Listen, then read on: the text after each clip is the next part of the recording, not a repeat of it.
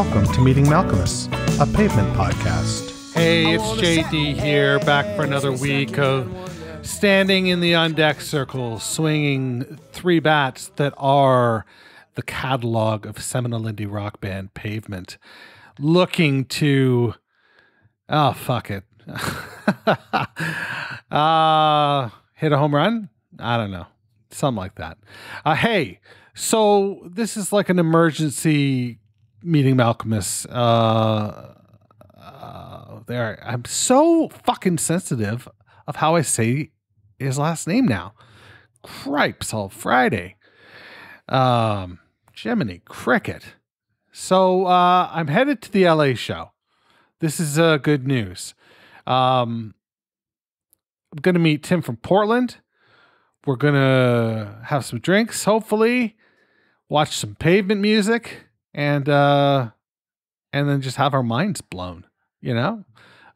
Really looking forward to that show. So there's that. This is an emergency meeting, okay? This is an emergency episode because basically I just came across the Dutch television program in its entirety, which the theme of the episode was writing a song with Pavement. And so there are interstitial, if you haven't seen it before, there are 6 sort of chapters, and each chapter is another layer to the songwriting process.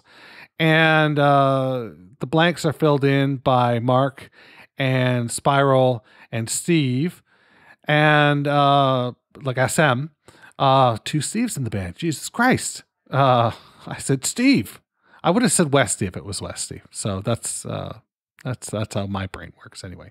Anyway, so what I did is I just converted it to audio because when I watched it, I flipped away a few times just surfing the internet, and it worked. I thought it worked as an audio medium.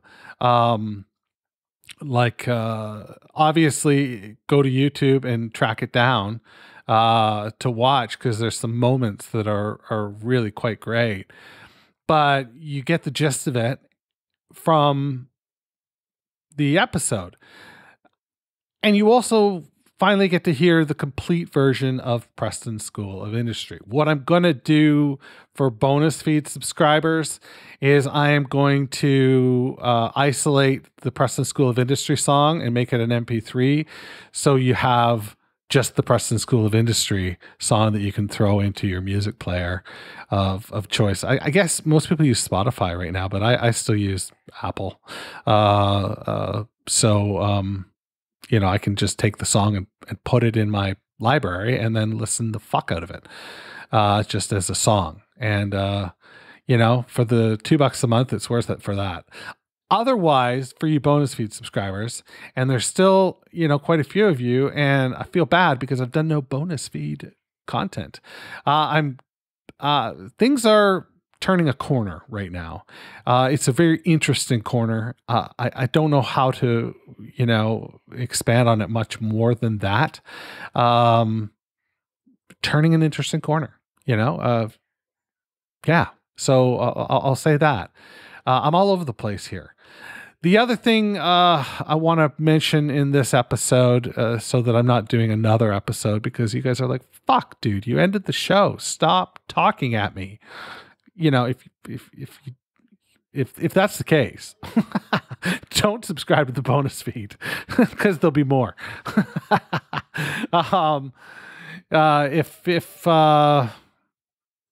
If that isn't the case, though, and you are cool, I wanted to say I want to arrange a get together in Porto. For anybody who is a fan of Pavement and has, you know, the Venn diagram, you are a fan of Pavement and you've listened to this show, then maybe you want to get together and have some drinks before you head back into the concert on the Saturday.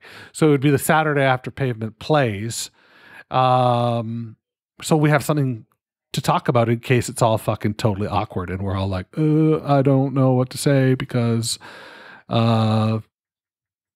I'm awkward and I have social anxiety and my needs aren't being met by my medication. I don't know.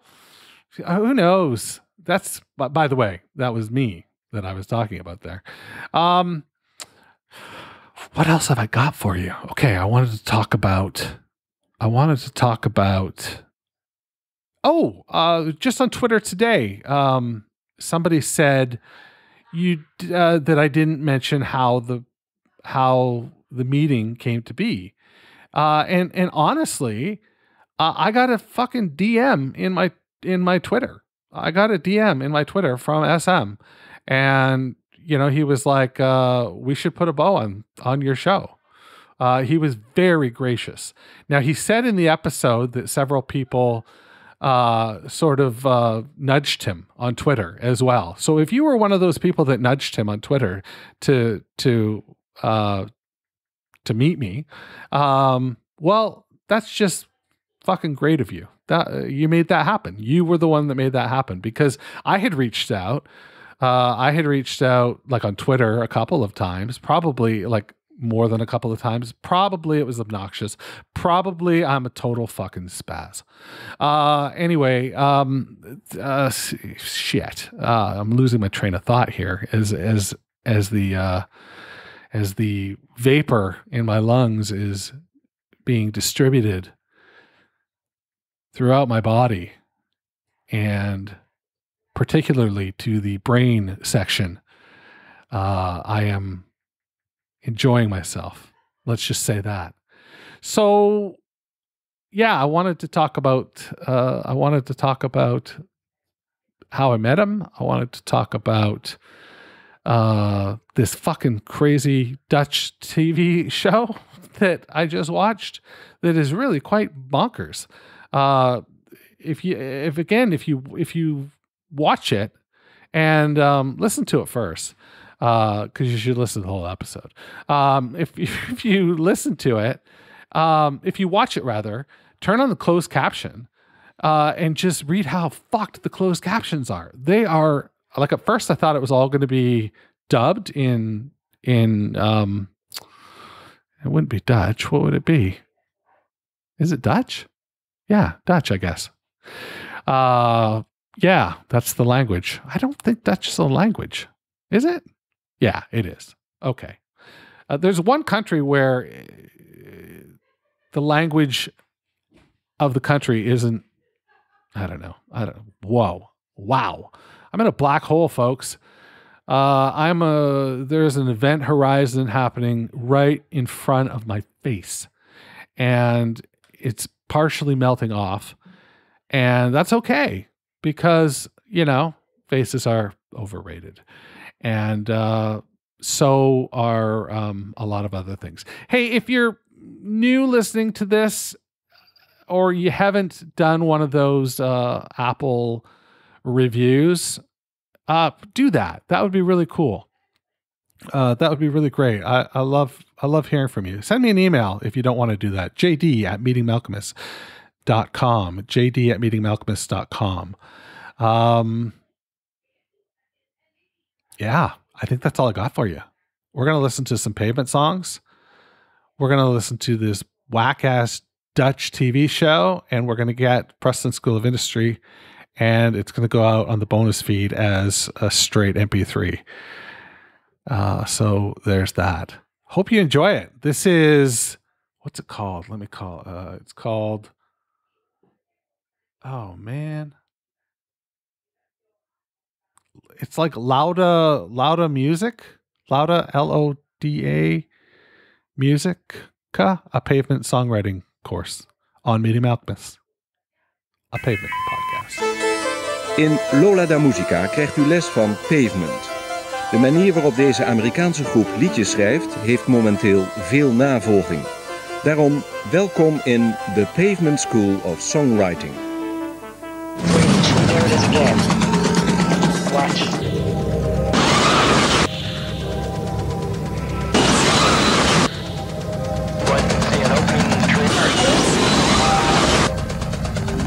Right in this position. Straight ahead. It's coming this way. It's gotta be something.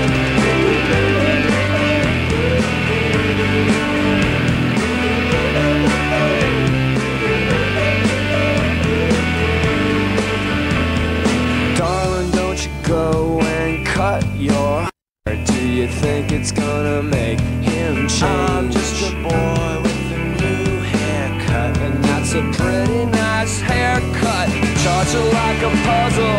Hitmen wearing muzzles hesitate to die. Look around, around. The second drummer drowned. His telephone is found.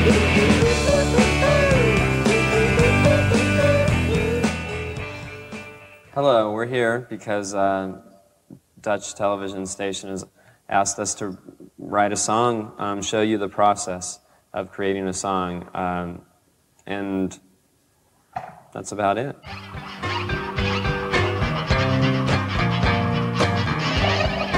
La la la la la. La la. Ah! Rise up! Come on! Baby, you know what I love like to be. My head off, the tie up, the shrouds up, the light up, the let up, the trot up, the trot up, the trot up, and got them all.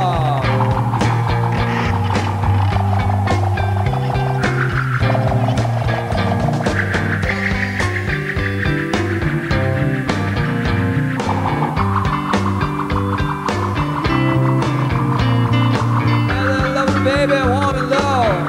Now your time to say. Gotta ride the people, gotta love. Love like you love me. Yeah. My heart is just a fire. My heart is just a fire. The songs have a feel that it seems like somebody's put like a lot of effort into doing some good songwriting, I think. But there's a sort of a playfulness involved in it, which I think is definitely, the playfulness is definitely a part of the, what I would call the Pavement spirit. But and that playfulness can be in the lyrics at times, and sometimes it can be in the song, in the actual structure of the songs. Well, we have some kind of sing-alongs that I think are rather like childlike or nursery rhyme-esque. Can you give examples? Well... Name titles? Well, like you could say the Shady Lane song is just like na na na na na na na na na na na na na na na na. It's pretty... Well, you don't sing it very inspired at this moment. I mean, when I No, hear well, it on the record... well, I'm not saying it's a bad thing, the song, but I'm saying if you take it down to its nursery rhyme brattiness, it's really kind of like nya nya nya nya nya nya nya. But you sing it nice with a good like indie boy voice or whatever, and it's endearing.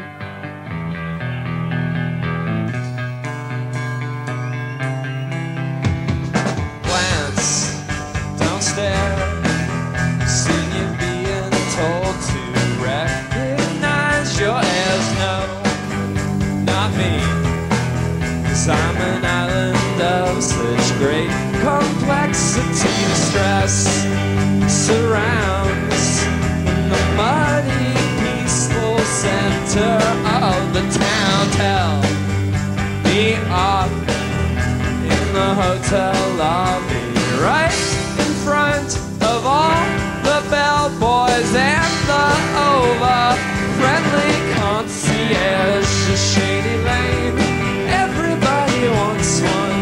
The Shady Lane, everybody needs one. Oh my God, oh my God, oh my God, oh my God, oh my God, oh my God, oh my God, oh my God. Everybody's got, everybody's got, everybody's got, everybody's got the world.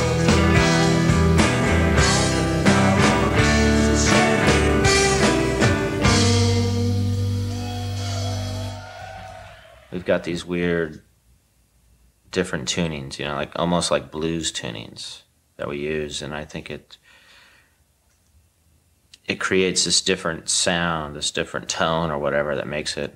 Is it dissonant? It's not dissonant, no, I don't think so. Not in Sonic Youth terms or whatever, but it's more like dissonant in pop terms where it's pleasing to the ear, you know, a little more. How does it go, the process of songwriting within the Pavement? Who comes up with the initial idea? Professor Malkmus. Yeah, basically, I mean, he writes most of the songs. I mean, that's what he does when he's at home. It's often good to, when you start rehearsal or a jam, you kind of, like they say jam, you just kind of try to get loose, so you just play some, whatever's coming to your mind. Now you know that might not turn into a song, but you're getting loose, and that's important to get loose. Let your mind flow. You gotta get there. Because otherwise you can be uptight. We don't want, your songwriting thing shouldn't be like a secretary's dictation or very precise. You're looking for something beyond the rational.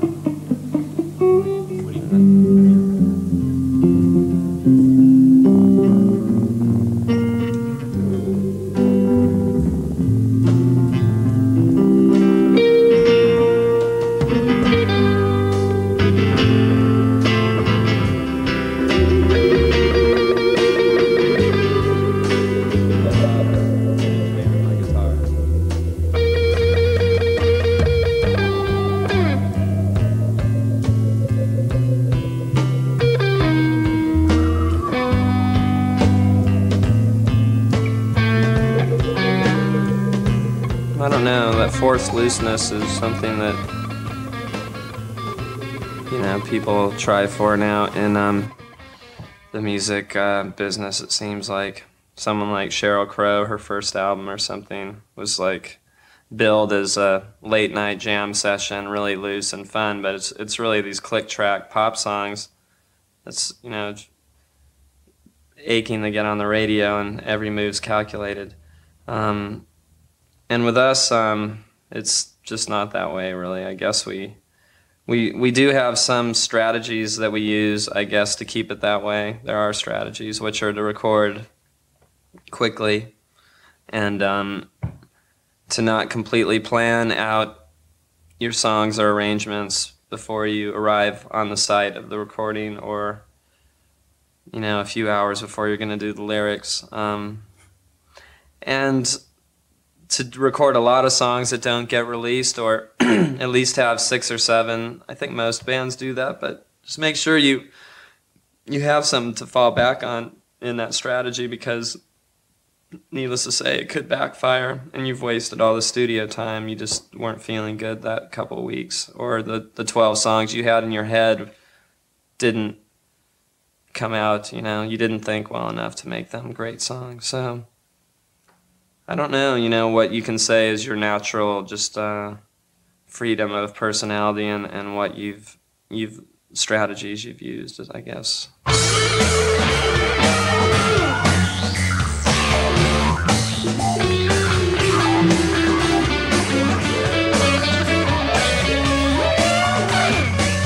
They tend to wiggle when they walk.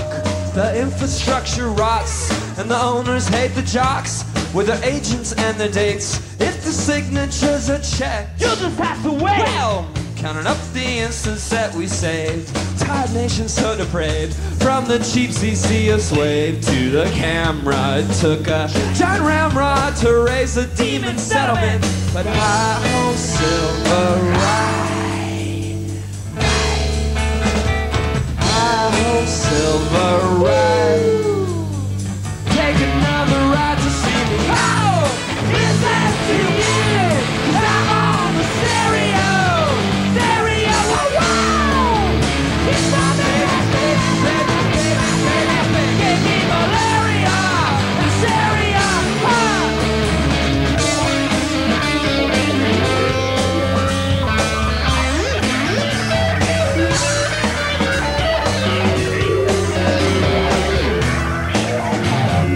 What about the voice of Geddy Lee? How did it get so high? I wonder if he speaks like an ordinary guy. I know him, and he does. You're my fact-checking cuz.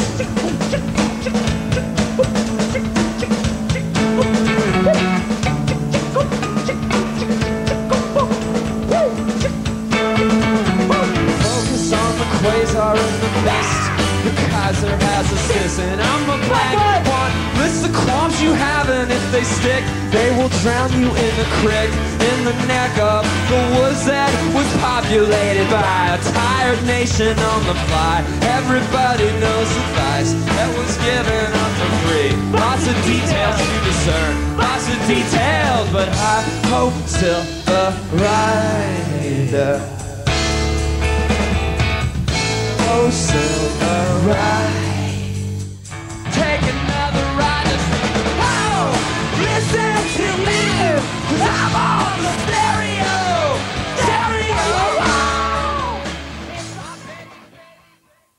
So, hey, what was that?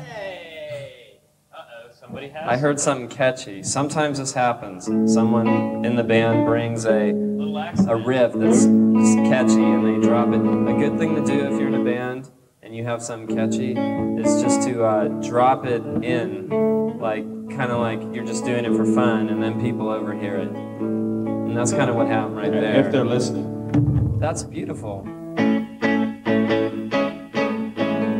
really do like that. That's more like Paul Weller pop. I like that. We create a lot of melodic things on the guitar. I mean, it's very basic. You know, you don't. For one thing, we don't know really how to play guitars great, so I think that's an advantage. You know. It's an advantage. But all these I think kids so. are practicing. Yeah, at home. don't practice. Don't practice. It'll help you. Listen to records and, you know. What you do now, okay, so you've established that you like the riff. This is riff-based writing, by the way, what we're doing today. What we call riff-based writing. That means that you're playing off the guitar, something catchy off the guitar that you feel, well, you always like to play, you know, and so you've decided, I'm going to build a song around the riff. The Stones, the Rolling Stones, are a famous riff-based band, you know, like, meh, meh, nah, nah, nah, nah, nah. Like you get the feeling that Keith Richards came up with that first before the rest of Brown Sugar. So that's what we've done here, essentially. Scott is our Keith Richards. He's come up with the riff of the day. I thought that the psychedelic song was special too, but it's too genre-based. This is more of just kind of pop, which is, I think, what you might want to try to write. At home? Well, not at home. I mean, just so your friends will like you more, you know, because more people like pop than like garage rock, so. Yeah, Lonzo will say as well. Je l'emballe, je m'appelle Etienne, parce que je ne vois rien, mais je suis avant les gants de Mireille, où est Mireille, je ne sais pas, mais 1, 2, 3, 4, 5, 6, 7, 8, 9, 20, 18, 80, Watch Record, et me dit voilà.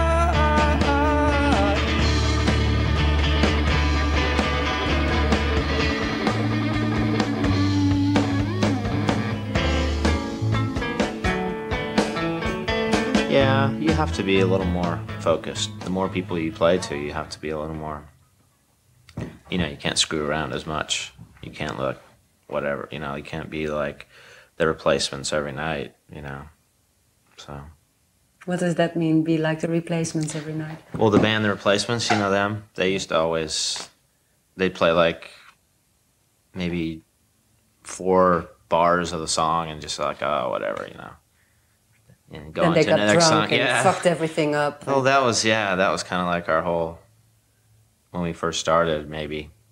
We were a lot like The Replacements. I get nervous every time that we play, but I get into sort of a little groove, and I kind of maintain that through the show. I mean, I could probably get even looser than I am, but I'm, you know, I do have, there's a sense of responsibility when I'm up there, you know. I feel like I have to play my notes. I want to play my notes right.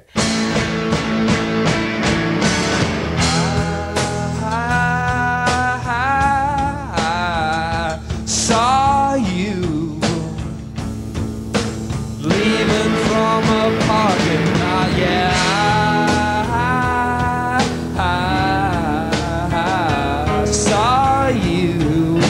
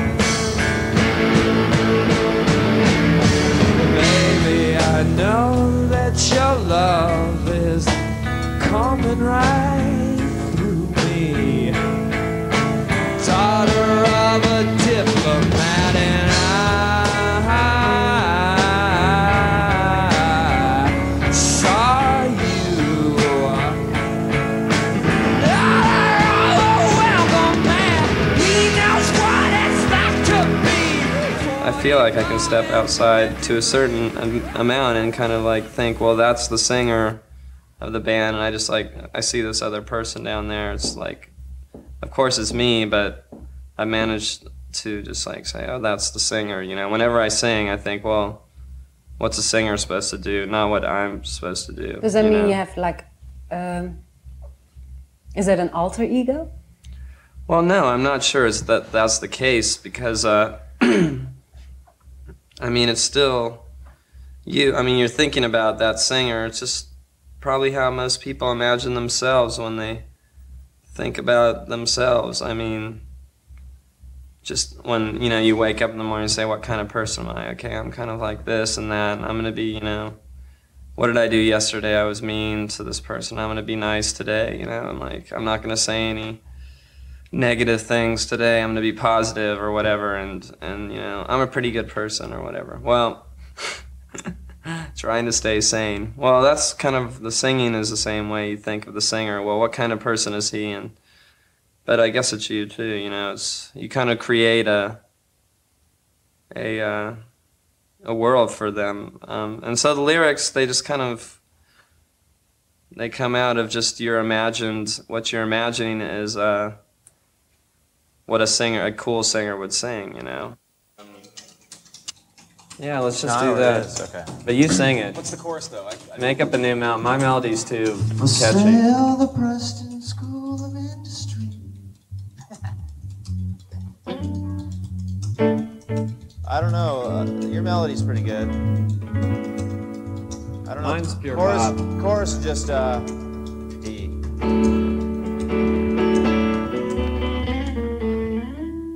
Yeah, I'll just keep on doing the coffee shop stuff. You sing it though, because my singing's, it's not appropriate and it's your song. It's hard, you don't want to sing another person's song. But I like when you sing my songs. Yeah, because you don't have to sing.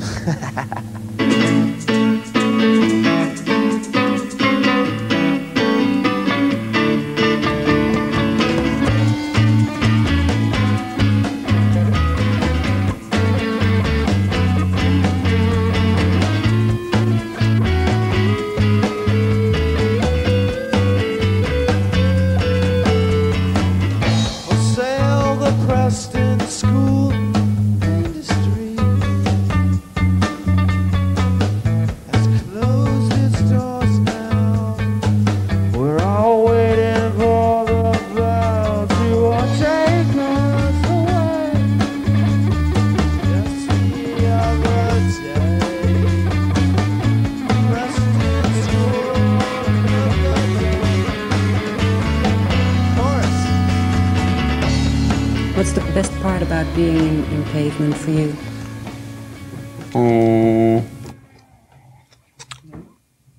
Best part. I suppose the actual recording of records is very rewarding in an emotional sense. And other than that, just it kind of replaces your just, it's something to do, like overall, like in the whole scheme of things, when you're you don't know what your purpose is or something, and you're kind of like afraid about the future. This kind of gives you something to say, okay, I'm doing this. So, you know, it's basically just good for your ego, I guess. Hello, welcome back. It looks like we've got a finished version on our hands here of the song, and we hope you like it.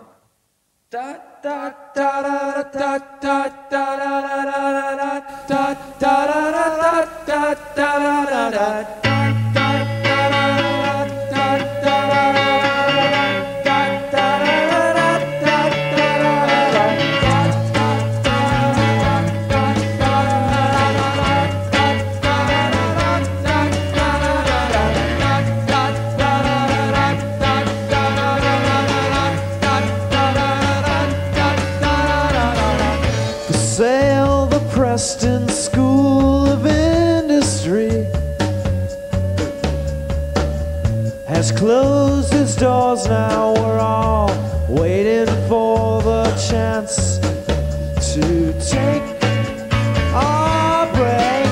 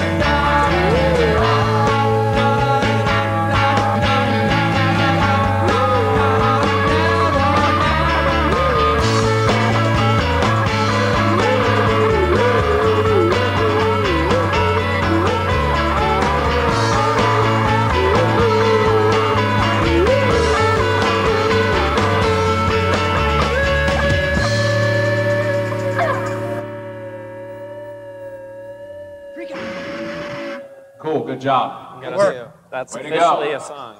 Hey, Scott. Give good yourself job. a hand. Thanks for the studio audience tonight. Happy to have you. Oh, hey, Charles. Yeah. Press a record, perhaps. Yeah, next week we'll be doing, how to manufacture your own single. How to get on the top of the Dutch Pops. Which I don't know what that is. Is there any such thing? Right. That's how it ends. That's the end. Pretty fucking good, right? If you haven't watched that whole show before or haven't listened to it before, there you go. I don't know how this came into I don't recall how I saw this, whether it was on Twitter today or whether it was on Instagram or one of those social media things. One of those places is where I saw it, but I feel like it was in my notifications when I woke up this morning. Either that or I dreamed of this. Or did one of you send this to me? I didn't get it in an email or a DM. I don't know. Anyway, there it is. So to recap the important things of this episode, going to LA, going to see the band at the warm-up show. Really excited about what I'm seeing on Instagram that Spiral is posting, and SM's wife has posted a few things as well. They look like they're having fun, and the set lists that you can see look really good. Or not the set list rather, but the rehearsal lists. So yeah, I'm amped. I'm fucking amped. Bonus feed people, don't adjust your dial.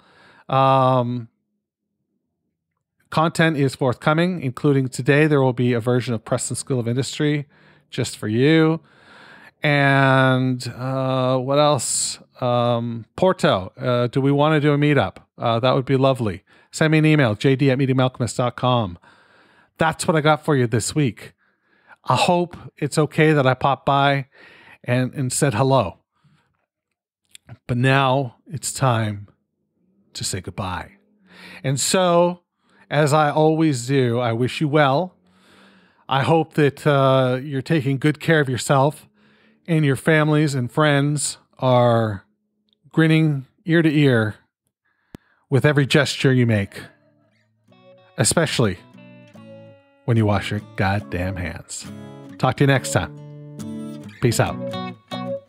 Meeting Malcolmists, a Pavement podcast, is a weekly affair. Connect with JD at jd@meetingmalcolmist.com. Please support the pod by rating, reviewing, or sponsoring us at meetingmalcolmist.com. And hey, I'm social. Follow me on Instagram, Twitter, or Facebook at Meeting Malcolmists.